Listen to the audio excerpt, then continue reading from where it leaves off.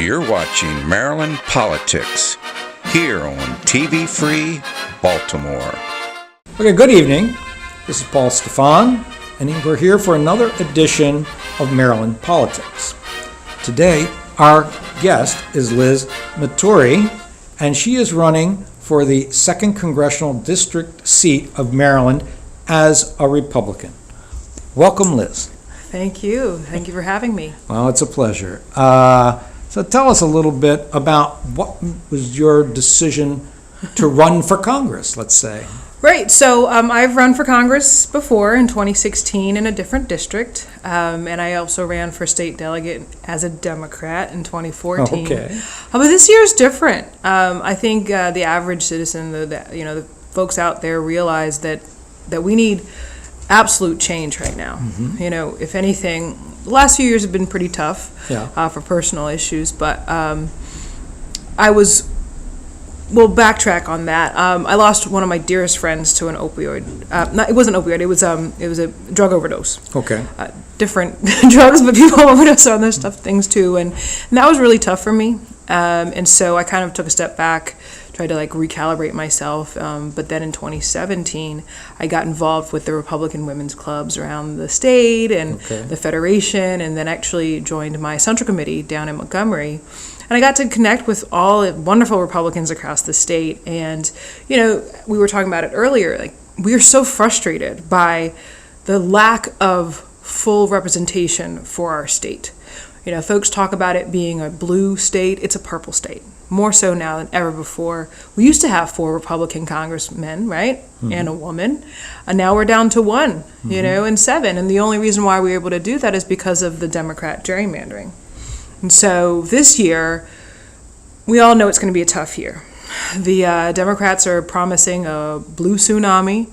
Their main goal is to oust our duly elected president. And for me, I felt like no one was making the case for strong conservative Republican principles, especially on a level that people could really pay attention to. So if anything, I was led to run for Congress here in District 2 as opposed to, trying to get my name out there, because if anything, my name had been out there for several different reasons. And I do think it's time right now, more so than ever before, to use, our Hail Mary moments to, challenge the system, to challenge the establishment, mm-hmm. to stand up for our principles and share with folks, just like I used to be, who don't know how beneficial our principles really are. Mm-hmm. Well, part of it, the interesting thing, and it's part of your story that you do get out there, is, I don't know if I could say you were raised by a family who may have been Democratic voters, and that you were Democrat, as you just mentioned mm-hmm. a few minutes ago, that you even ran one race as a Democrat. Yeah. And so what do you say to people who say, oh man, maybe she's being opportunistic and she's switching parties because, or the Republican voters will say, do we take somebody seriously who just switched over? Yeah. How do you handle those kind of comments? Sure. I think I got a lot of that in 2016. Okay. I actually started my congressional race in 2016 as an independent. So the switch between Democrat to Republican is a very harsh shift, especially being a DC native. I grew up in the belly of the beast, as I say.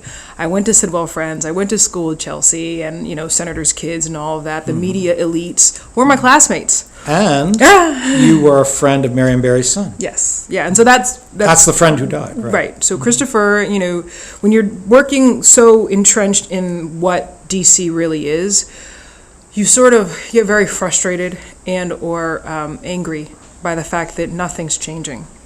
You just see more of the same, more of the same, more of the same, and you know that our society, our culture, our community can do so much better, but I'd never expected to become a Republican. I never expected to leave the Democrat Party because, as I said, the way that most of us grow up as Democrats, we are told that the Republicans are the boogeymen and women. So if anything, through fear tactics, they make someone like me not even consider the Republican Party. Mm-hmm. And so for me, now that I had stepped out traveled my district from Tacoma Park all the way up to the Pennsylvania border in Emmitsburg, I realized how disenfranchised Marylanders really had become. Just like we're disenfranchised in Washington, D.C. as being citizens, but not full citizens, not having a vote in Congress anyway, I've always been sort of looking for an opportunity to represent more of us. And so I was surprised myself when I realized that I was a conservative. There again, I didn't know that conservative principles were the founding principles. How we were raised, how we grow up, were conservative. Most African Americans or Americans of African descent who are successful, meaning not on the dole, live by conservative principles. And also through that time, you realize that blacks were Republicans before the 60s, the 50s, and before that, obviously at the end of the Civil War. So when you realize the reality of the two parties, and what happened to me is that I felt like I was lied to.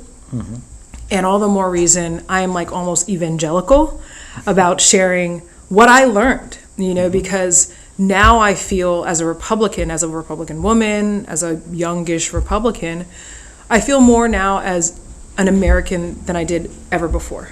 Oh, okay. When I was a Dem, you're the black girl, or I was told that when I ran for state delegate, that I was too educated and privileged to be the first black woman elected to the state house from Montgomery County. Wow. So, who are the racists? And when you break out of the bubble and open your eyes and open your hearts and open your minds, you're like, wow, that's a missing piece. If anything, more of us should take that leap of faith and learn more and, invest the time it takes to learn about our conservative principles. And when that happens, just like it happened to me, a light goes off. And if anything, I've noticed that the folks who become Republicans, like they're like Reagan Republicans, a lot of folks, or, they used to be Kennedy Democrats or what have you. They know how bad that former party has become. We now are a lot more vocal and a lot more forthright in speaking up for our principles because we know how bad the other party has taken us for granted. Well, good. You said that last sentence because I had in your chair where you're sitting former Governor Early. Yeah. And interviewed him. And I was mostly, though, and it was about a month ago, it was about the 3 books he's written. And he's got a 4th one that's just come out. Yeah. And didn't see that one coming, right? But I've read the rest of them. I don't know if you've read them. Yeah. But he makes a point, and this is interesting coming from, I would say a white politician. He says the problem with the Democratic Party is they said, one, Democratic African-American voters are taken for granted, and also they're ostracized within their community and with the party if they don't vote Democratic. It's sort of like black and Democrat is supposed to be an identity. Right. So, if anything, again, it's what we now know and what I now know is it's a ridicule. It's fear tactics. It's the rules of radicals. Unfortunately, they do that specifically to marginalized communities. First and foremost, before we became Democrats, we were more successful. We had stronger family structures. We were more economically, sustained as a people. But fast forward after 3 years of generational poverty, it's almost as if every election cycle, the Democrat Party plays to our, heartstrings. And they talk about the downtrodden, and if we don't do this, then the world's going to end, right? But again, if you talk about individual liberty and you talk about responsibility and the concept of limited government, that's ultimately how all Americans really can understand the power of American citizenship. But he spoke about how we are treated in the party. I mean, you look at the governor's races, right? There's not a single black woman running for the top of the ticket. No. Absolutely not. So who is the most loyal voter for the Democrat Party? Are black women, And you see us, I'm not the only one who's leaving. You know what I mean? We've had to have had 30% of the black population to vote for Donald Trump in order for him to win. We at the very least had a lot of us who did not choose Hillary as our candidate. We're not with her.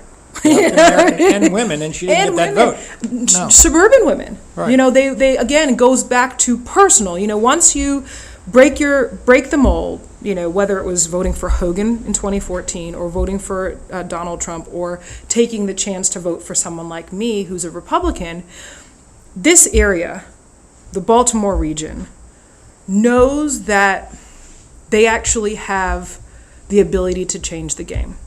That's what we saw in 2014. I was a field organizer over in Randallstown for the Democrat Party for the governor's race. In 14. Yeah, man. So when everybody's excited about Hogan winning, we were devastated. Mm-hmm. But, you know, I was traveling up from Silver Spring, up 29 to 70, you know, to Randallstown.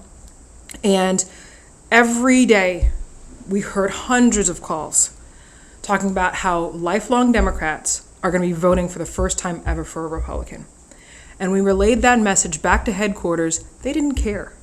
So the lack of connection that we all nationally saw in the Clinton race, we had already seen that in 2014. I personally knew that something wasn't right. So from how I was treated when I was, and I'm not the only one who's treated badly as a Democrat. Even to this day, people of color across the state are not supported, especially as Democrats. We all know that. In office. As incumbents and as challengers. I mean, a point that I had made to, you know, someone, I said, well, you look at you mentioned the Democratic candidates for governor. Originally it was, I think, Elijah Cummings' wife was running, but she stepped out. Yeah.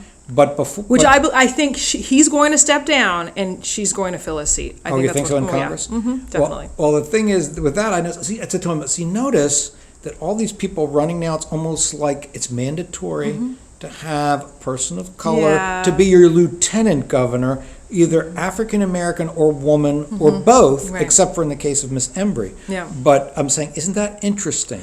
Well, again, like so we as Republicans and we as conservatives know that there's more to a person than their skin tone and their gender, right? Mm-hmm. Specifically, going back to American citizenship, right? The American citizen is the strongest citizen ever created in history, specifically because of that. You don't have to have a land ownership. It's not about inheritance. It's not now that we've developed as a union, it's not about race, creed, or color. When you are an American by birth or by legal means, you have that power within yourself. That is enough for folks to vote for Republicans, in my opinion. But what the Democrats do is divide and conquer, confuse us all, make us, fear each other, worry about this. Oh, the founders were, racist slave owners, all that stuff. When they do that, and again, the reason why I'm so adamant about talking about this is that they take away our citizenship by doing that. So when you talk about, you got to worry about LGBTQ, queer, questioning issues, those are individual issues. And I know we have some libertarian friends. Case in point, that's your life, that's your individual right. If it's equal to equal, that's it. But when you have a full-on agenda that you are forcing down everybody's throats, and oh, by the way, you don't want to believe in God anymore, we have a problem. And I think here in this region, Maryland, they say what? The way Baltimore goes, Maryland goes. If we don't do anything for Baltimore in this region, specifically with economic sustainability and growth, we're all lost.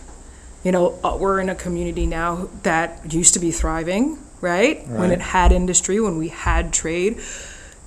Baltimore is just an example of any of the major cities that, yes, we're all run by Democrats, all run to the ground. And for someone from another right down 95 urban environment, DC doesn't have an opportunity to save themselves because they're not a state, but Baltimore and Maryland does. And what I'm trying to do, having come from Silver Spring, Montgomery County up to Baltimore, not just Baltimore, but Hartford, Howard, and Anne Arundel, that includes the district that we're running in.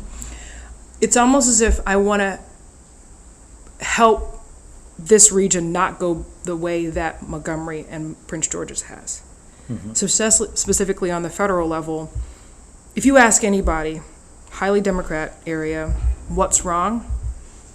They will never, ever admit that our illegal immigration is destroying our community. They'll never admit it.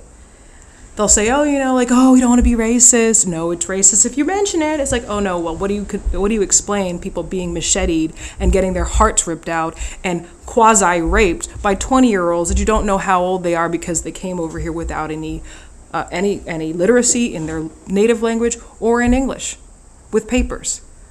So if we don't do anything stronger, more, sort of pragmatic approach to how we govern, our country's going to be lost.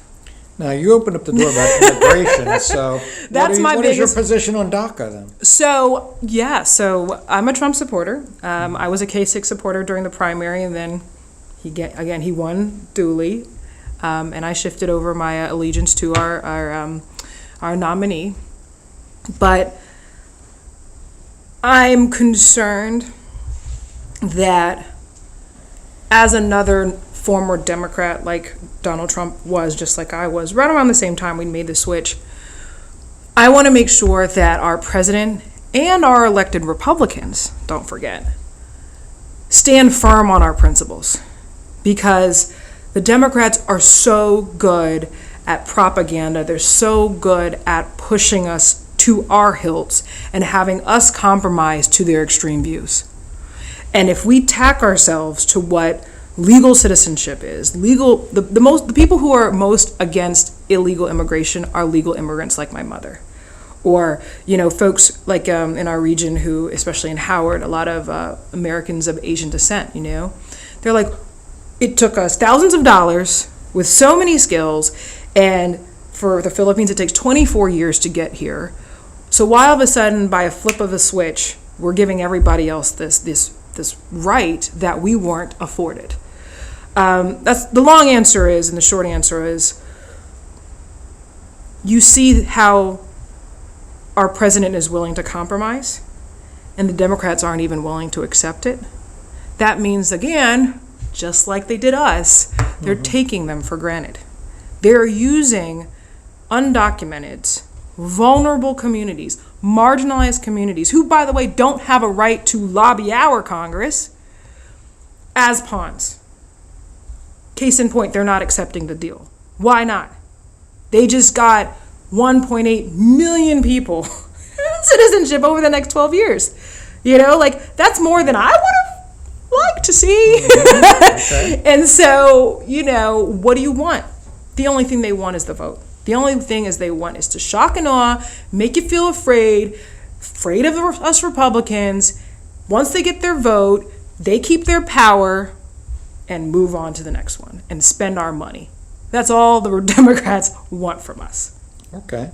I was going to say that we want to get the plug in that you wrote a book. Yes. And it was called Born Again Republican. Yes, sir. Yeah. And part of this, and I think, and I've tried to say this, and I've seen from the people I've been interviewing, it seems like you're part of it. I think there's a wave of a change, not just making the state more purple, but I'm saying that I think people are waking up, voters, that you vote the person, not the party. Right. And then the definition is changing. I think you're trying to redefine the terms of what a Republican is. I think you touch on, let's go back to what Republicanism was in the beginning and those values. And you want to say how you're redefining those terms? Well, so I'm not redefining them necessarily. I think that, as Governor Ehrlich actually said 2 weeks ago at our Central Committee meeting in Gaithersburg, he said, and I agree with him, that the Republican Party has always been anti-establishment.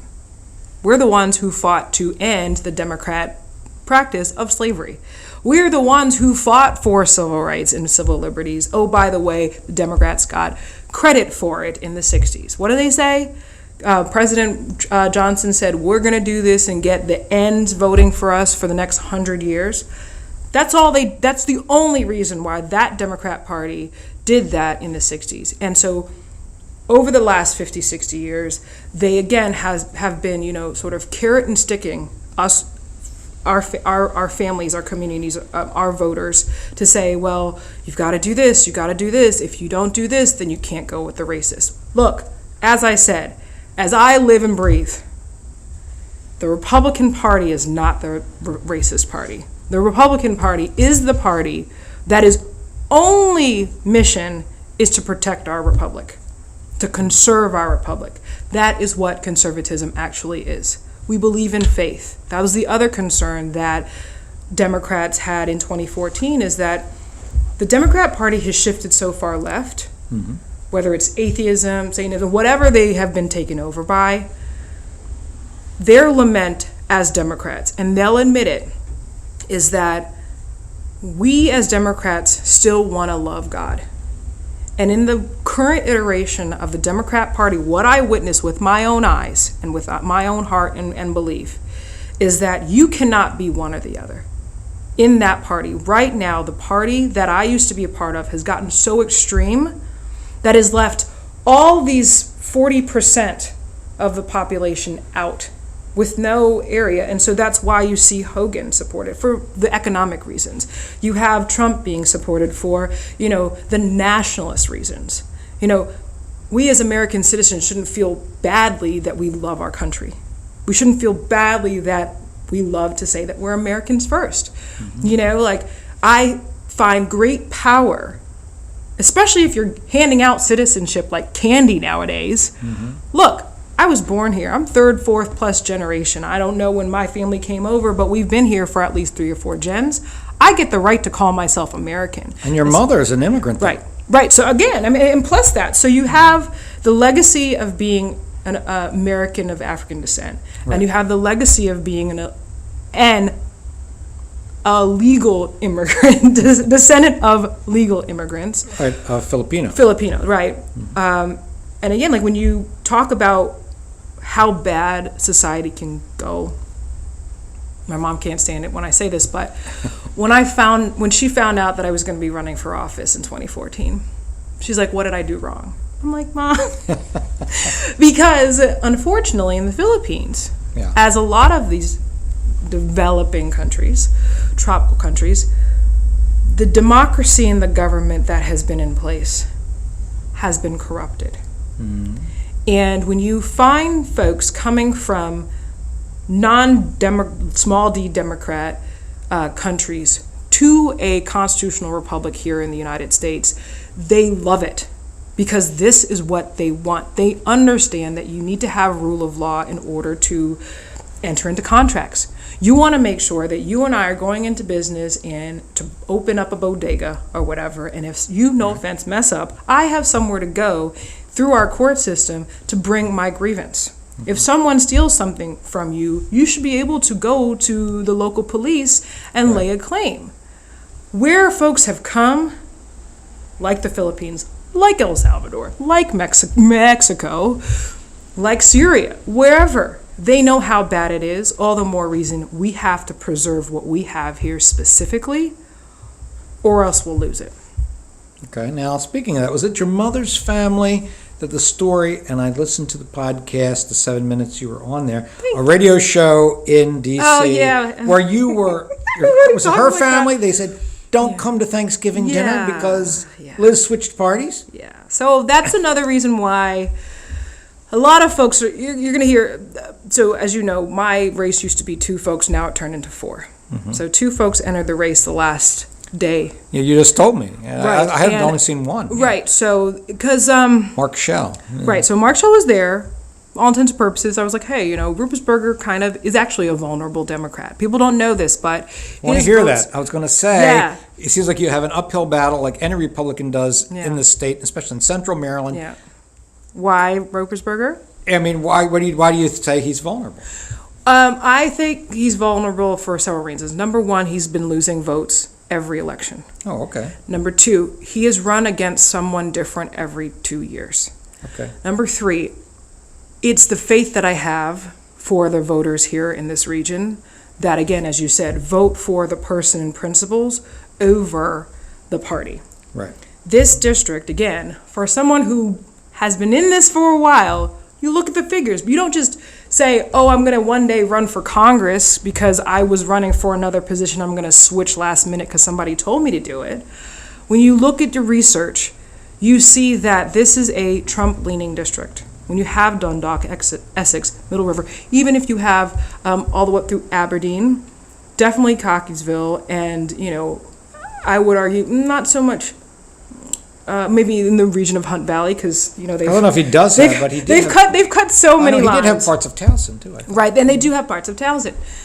That is, again, what I witnessed in 2014 is that voters here, more so than any other, I wouldn't say, more so than my region, they are smart, they are savvy, they are hardworking, and I love regardless of how affluent you are in this region, what I love about people in Baltimore is that they have like a spirit of steel. You feel like if it's not me, it was 1 or 2 generations ago that used to work for Bethlehem Steel. And they have that love of country, love of hard work, respect hard day's labor. And yeah, when I get $1,000 more in my pocket, I don't consider that crumbs. So that's it's more so not necessarily about me, but I believe that the voters here in this region know that they deserve better and they're willing to fight for it. And they'll hear your message. Yes. They'll actually listen to your message.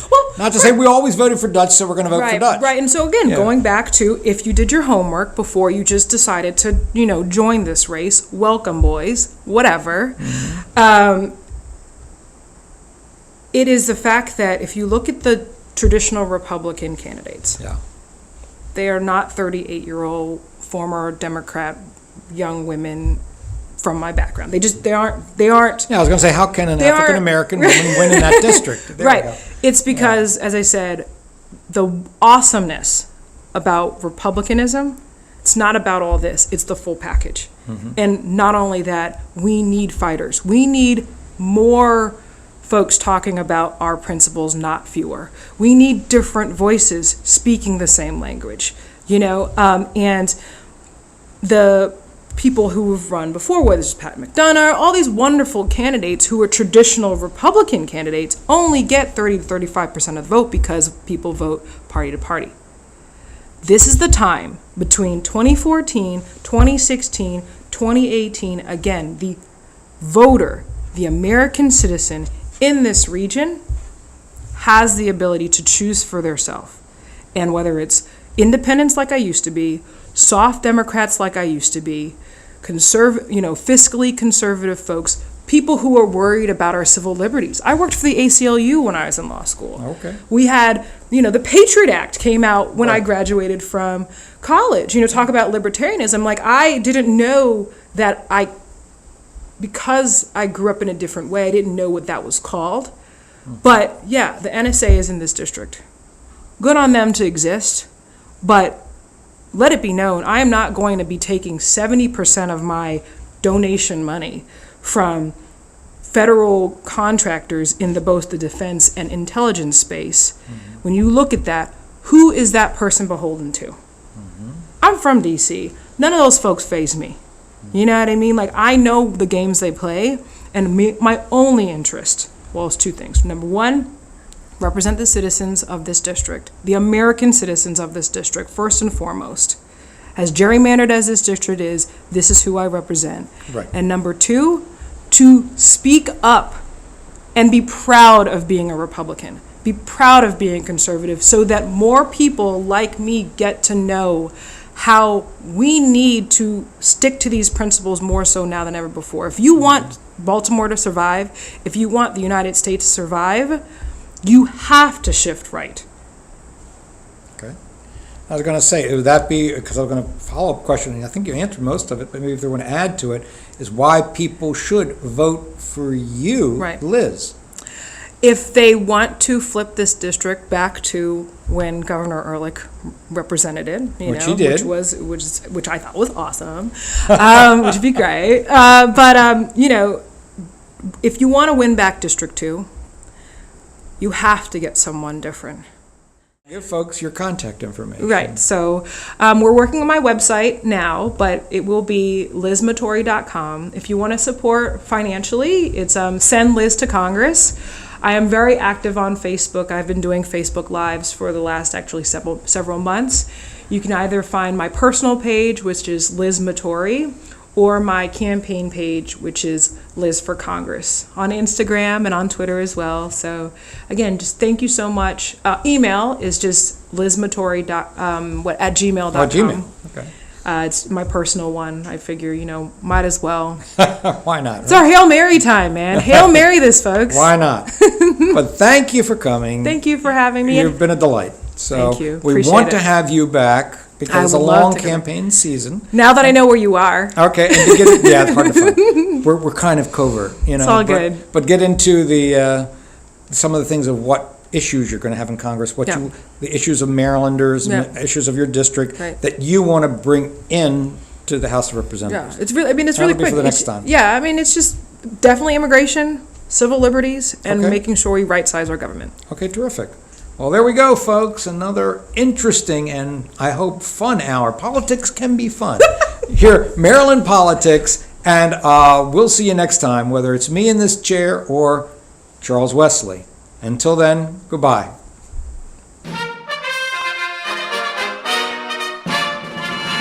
You're watching Maryland Politics here on TV Free Baltimore.